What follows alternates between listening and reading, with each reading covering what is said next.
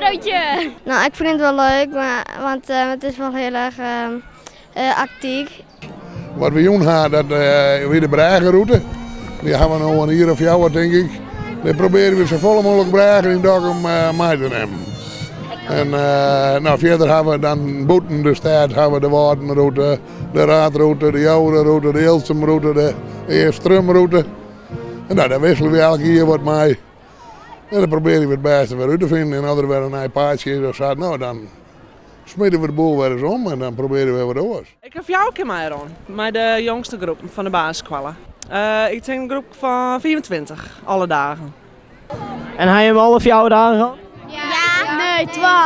Iedere keer bij de buurt en 1 keer voetbal trainen. Oh, en via de rest, wie het superleuk, wat wie het leukste? Wat je mij maakt? Ja. IJskook, maar Joet hebben net die skatering hoor. Nee, we hier net die skatering. Dat je mij Joet in 1 keer terug gehad? Ja. We beginnen in december al, of jij er al, om te zien wat moet er gebeuren aan de routes. Dan is het in begin januari, dan gaan de brieven vanaf december al de brieven naar de school eruit.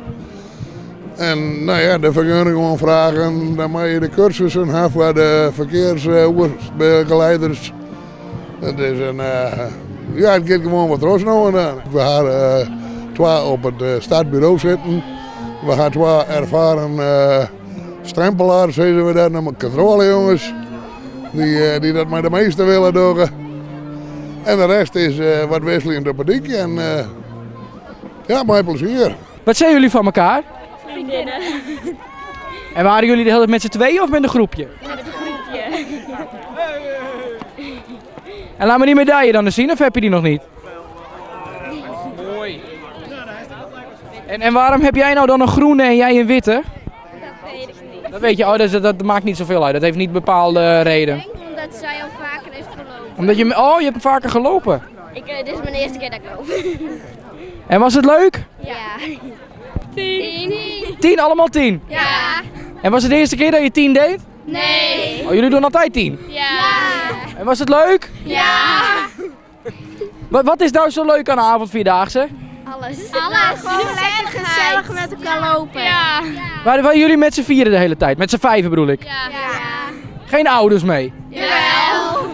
Maar wat zijn jullie van elkaar? Vriendinnen. Ja. De inzet van de squallen is echt heel geweldig.